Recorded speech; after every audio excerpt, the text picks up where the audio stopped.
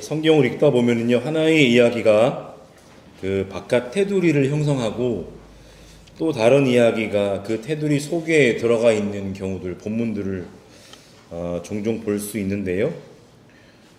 그러니까 말씀드리면 어떤 첫 번째 이야기가 이제 전개가 되어 나가다가 어느 한 순간 그 이야기가 끊어지고 다른 이야기가 이제 시작되고 완결됩니다. 그리고 비로소 첫 번째 진행됐던 이야기가 뒤이어서 진행되는 것을 볼 수 있게 되는데, 대표적인 이야기가 잘 아시는 회당장 야이로의 딸과 그 혈루증으로 고생하는 여인의 이야기입니다. 공관복음서 모두에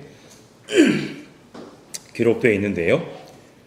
잠깐 간단하게 요약을 해드리면, 어느 날 이제 회당장 야이로가 자기 딸을 고쳐달라고 예수님께 와서 청을 하게 되고, 그 청을 듣고 예수는 그 야이로의 집으로 향합니다. 그런데 너무 많은 군중이 몰려와서 한참 가던 중이었는데 갑자기 예수가 자기의 몸에서 어떤 능력이 빠져나가는 것을 아시고 자기의 옷에 손을 댄 여인을 찾아 내시죠. 그러니까 야이로의 집으로 가던 그 예수의 일행의 발걸음이 거기서 딱 멈춰 버리게 된 건데, 그 예수의 옷에 손을 댄 여인은 혈루증을 앓던 중이었는데, 예수의 소문을 듣고서 마치 지푸라기라도 잡는 심정으로 그분의 옷자락에 손을 이제 대었다 라고 하는 거죠. 오늘날 우리가 좀 배운 신앙에 의하면 이건 미신적인 신앙 아니냐, 그럴 수도 있지만 그런 마음을 가지고 살아갈 수밖에 없는 사람들도 분명히 있을 테니까요. 그렇게 그 여인이 예수의 옷자락에 손을 대서 지체하던 도중에 회당장의 집에서 사람이 와서 그 야이로의 딸 아이가 죽었다고 전하지만, 결국은 예수의 일행은 회당장의 집에 가셔서 그 회당장 야이로의 딸 아이를 살려 내시는 그런 이야기입니다. 그러니까 이렇게 회당장 야이로의 딸 이야기가 앞뒤 테두리를 두르고 그 가운데 혈루증을 앓는 그 여인 이야기가 들어있는 모양인데, 물론 우리는 그냥 본문 그대로 이야기가 그렇게 진행되었다라고 볼 수도 있지만, 동시에 복음서 기자들이 무언가 뜻한 바가 있어서, 의도하는 바가 있어서 이야기를 그렇게 구성했다라고도 볼 수 있는데, 회당장 야이로의 딸이 12살 정도였다는 것과 굳이 복음서가 그것을 얘기하는 것이요, 또 여인이 혈루증을 앓아온 시간이 12해였다라는 공통점은 12라는 숫자를 공통점으로 가지고 있는 상징성을 가지고 있고, 이 외에도 이제 오늘은 이 본문에 대한 이야기를 하는 것이 아니기 때문에 몇 가지 요소를 통해서 이 두 이야기가 아주 구조적으로 잘 짜여서 죄송합니다. 연결되어 있다라고도 볼 수가 있는 것이죠. 왜 이 말씀을 드리냐면, 오늘 본문도 보시면 두 이야기가 있는데, 하나는 테두리를 두르고 있고 다른 하나는 그 속에 포함된 구조라고 할 수 있습니다. 먼저 예수께서 한 중풍 환자를 고치신 이야기가 테두리 역할을 하는 이야기인데요, 본 1절부터 시작된 이야기가 5절 앞부분에서 끊어졌다가 10절 뒷부분으로 그 얘기가 자연스럽게 이어지죠. 그리고 5절 뒷부분부터 10절 앞부분까지가 또 하나의 완성된 이야기 단락, 예수와 율법학자들 사이에 벌어진 소위 신성모독 논란 이야기입니다. 이 두 이야기는 오늘 말씀 나눔의 제목이기도 한데, 인자의 권세라는 공통의 주제를 강조한다고 볼 수 있는데, 이 주제는 마가복음서 2장과 3장을 이어서도 관통하는 주제이기도 하다라는 것이죠. 그래서 오늘 본문을 간단하게 살펴보시면서 오늘 우리에게 주시는 하나님 말씀을 함께 나눌 텐데요. 먼저 1절에 보시면 며칠이 지나서 예수께서는 다시 가버나움에 들어가십니다. 그리고 예수께서 어느 한 집에 계신다라는 말이 소문이 또 금세 퍼지게 되었는데, 이 집은 아마도 지난번 가버나움에 들어가셨던 시몬과 안드레의 집일 가능성이 큽니다. 그 집에서도 수많은 사람들이 와서 병도 고침을 받고 귀신도 쫓겨남을 당했기 때문에 이번에도 예수께서 그 집에 계신다라고 하는 소문이 금세 퍼졌을 겁니다.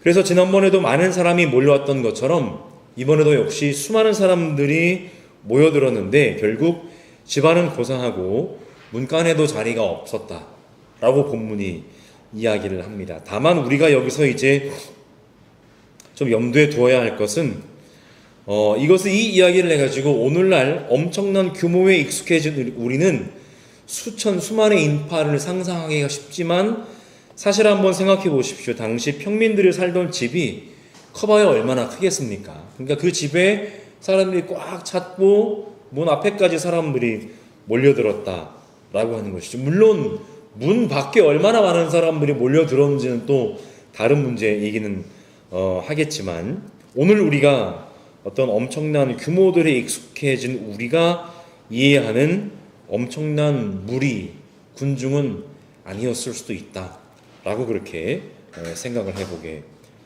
됩니다.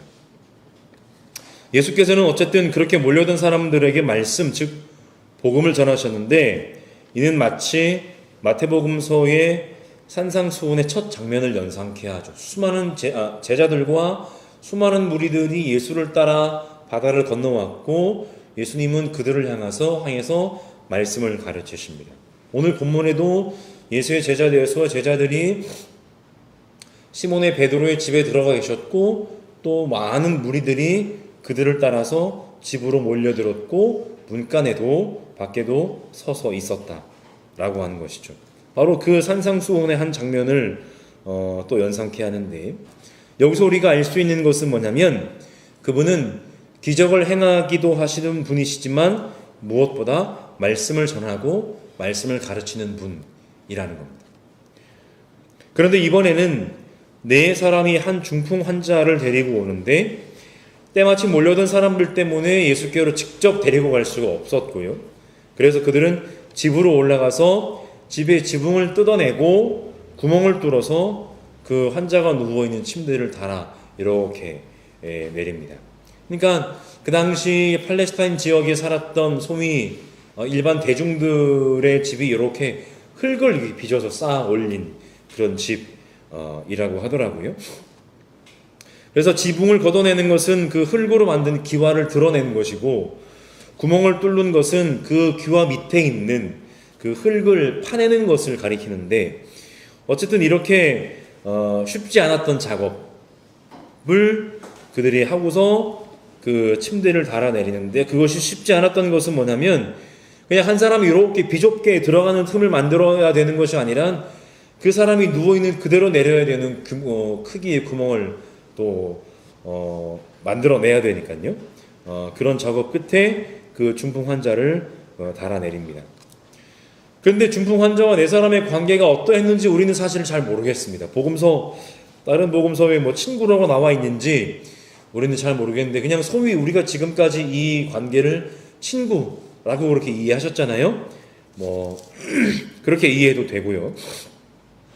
모르지만 어쨌든 아무리 가까운 사이라도 이런 행동을 하고 실행에 옮긴다는 것은 지붕에 구멍을 뚫는 일보다 더 어려우면 어려웠지 그 반대는 아닐 거라는 거죠. 지붕을 뚫는 것도 힘들지만 사실은 그 친구를 침상에 눕혀놓은 채로 데리고 오는 그 일을 결정하기까지의 과정도 그렇게 쉬운 일은 아니었을 거다라고 하는 겁니다. 그런데 참 재미있는 말씀이요. 그러자 예수께서는 그들의 믿음을 보셨다라고 그렇게 얘기를 하는 겁니다. 그들의 믿음을 보시고는 중풍 환자에게 뭐라고 말씀하시냐면 너의 죄가 용서받았다라고 그렇게 말씀을 하세요. 여기서 이제 믿음과 죄라는 중요한 단어가 등장하는데 여기에 대해서 또 많이 말씀을 드릴 수도 없고 다만 중풍 환자를 포함하든 안 하든 그렇죠? 그들의 믿음이라고 했을 때 이 그들에게 중풍 환자가 포함됐는지 안 됐는지는 모르겠습니다만 그들의 행위에는 어떠한 종교적인 요소라는 것은 찾아볼 수가 없습니다. 그냥 아픈 친구를 긍휼히 여겨서 어떻게 하면 예수님께 데리고 가면 그 친구가 나을 수 있지 않을까. 마치 서두에 말씀드렸던 12해를 혈루증으로 앓았던 여인이 어떻게 하면 예수님의 옷자락에 손만 대도 내가 낫지 않을까? 라고 생각했던 것처럼 그 작은 기대와 소망만 있을 뿐이었는데 본문 속에 예수는 그것이 그들의 믿음이었다 라고 그렇게 얘기를 하시는 거예요. 오늘날 우리가 이해하는 종교적인 영역에 국한된 믿음과는 전혀 다른 차원의 믿음이죠. 그리고 죄라고 하는 것은 중풍 환자가 지금까지 어떤 죄를 지었거나 누구를 때렸거나 누구를 해코지했거나 그랬다는 표현도 없고 실제로는 어땠는지 모르겠습니다만 어쨌든 그가 저지른 범한 잘못이 아니라 질병과 고통이라고 하는 것이 일반적으로 죄의 결과라고 여겼던 당시의 종교적 관습으로부터 온 생각이죠. 어떻게 보면은 수정되어야 할, 지양되어야 할 그런 생각이다 라고 하는 것이죠. 그러니까 예수님이 너의 죄가 용서받았다라고 하는 것은 야 네가 저지른 잘못이 지금 용서받았어가 아니라 지금까지 당신을 바라보는 잘못된 사회적 관습에 대한 타파의 선언의 말씀이라고 볼 수도 있는 것이고 다른 사람들의 시선 때문에 옥죄어 있었던 그의 삶을 해방하시는 해방의 선언이라고 볼 수도 있는 것이죠. 이렇게 중풍 환자를 향해서 내 죄가 용서받았다 라고 하시는 말씀을 들은 율법학자들이 반응하는데 마가복음서의 이야기에서요 율법학자들의 이야기 전면에 처음 나서는 순간입니다.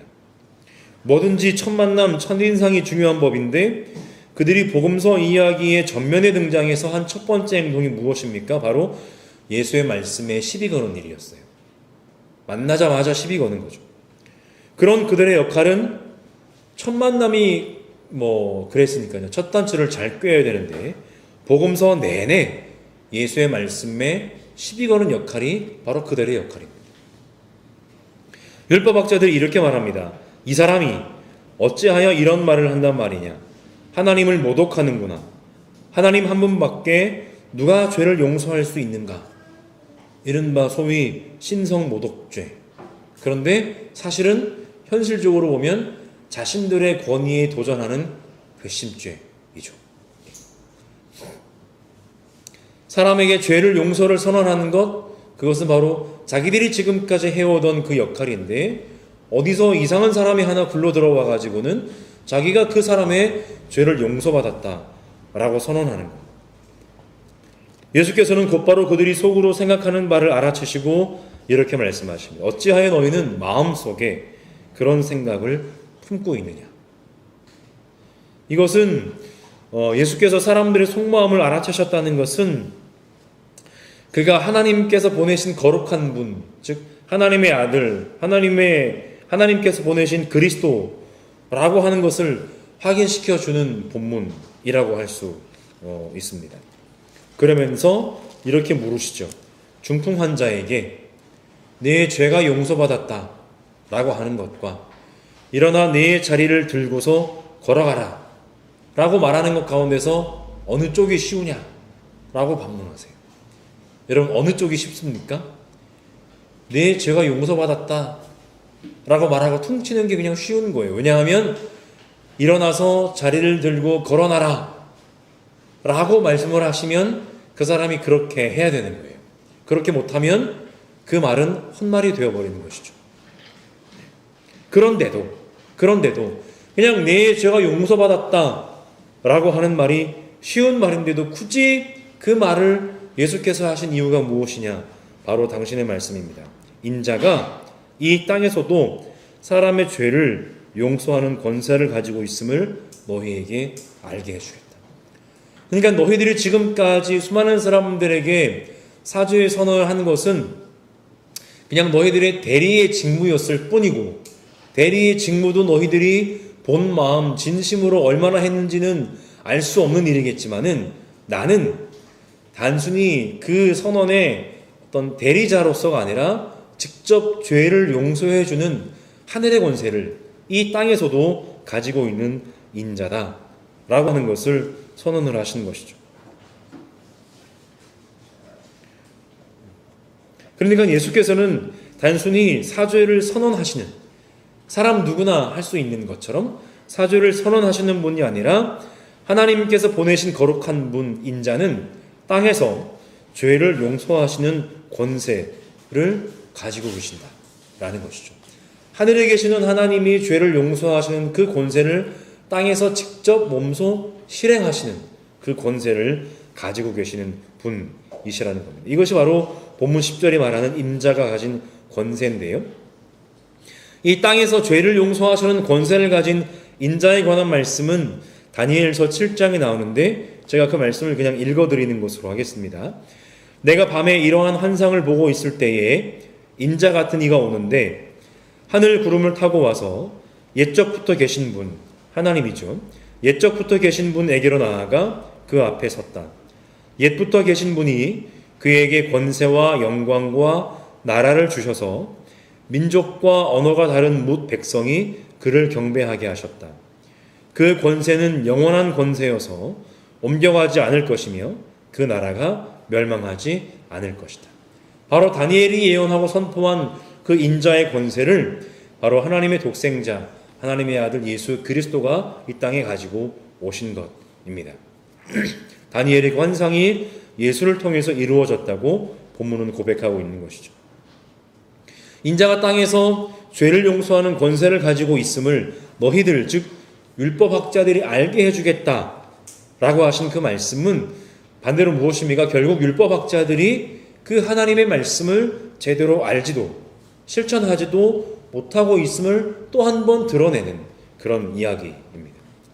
그러니까 많은 사람들이 보는 앞에서 율법학자들은 복음서 이야기의 첫 번째 등장만에 체면을 구긴 것이죠. 그런 그들의 가르침에 권위가 없었다는 것은 당연한 것이고 반대로 예수의 가르침에는 그들의 가르침이 없었던 권위가 있음을 오늘 본문이 다시 한번 드러내고 있습니다. 그리고 본문의 마지막인데요. 예수께서는 중풍 환자에게 이렇게 말씀하시죠. 일어나서 네 자리를 걷어서 집으로 가거라. 그런데 진짜로 그가 일어나서 자리를 들고 모든 사람이 보는 앞에서 목격하는 앞에서 자리를 걷어서 걸어갑니다. 그리고 사람들은 당연히 놀랄 수밖에 없겠죠. 모두 크게 놀라서 하나님을 찬양하며 이렇게 얘기합니다. 우리는 이런 일을 전혀 본 적이 없다. 율법학자들을 향한 두 번째 카운터 펀치입니다. 지금까지는 율법학자들을 크게 여겼던 사람들이 죄송합니다. 그들 앞에서 우리는 이런 일을 전혀 본 적이 없다면서 하나님을 찬양하면서 이야기합니다. 결론을 맺겠습니다. 집에 계실 때 사람들이 중풍 환자 한 사람을 데리고 온 자리가 있습니다. 자리. 이것은 가난한 이나 여행자나 혹은 군인들이 쉽게 지참할 수 있는 매트나 들 것을 가리킨다고 합니다. 그러니까 딱딱한 침상이 아니고요. 그러니까 그가 치유받았을 때 그가 자리를 들고 걸어갈 수가 있었다라고 하는 것이죠. 또 다시 가버나움에 들어가셨는데 여전히 예수의 주위에 몰려드는 이들은 사회의 변두리에 머물며 때로는 부정한 자라고 낙인 찍힌 죄인들, 그리고 복음서 이야기의 전면으로 등장하는 사람들은 바로 이런 사람들, 몸이 아픈 사람들, 부정한 사람들이었다는 것이죠. 오늘 본문 다음에 나오는 그 15절에 보시면 많은 세리와 죄인들이 예수와 그의 제자들과 한 자리에 있었다라고 이야기합니다. 그러니까 그들은 몸도 아프지만 무엇보다 마음과 영혼이 아픈 이들이었고, 그래서 예수께서는 그를 다정히 부르시며 너희의 죄가 용서받았다 라고 선포하셨던 것이죠.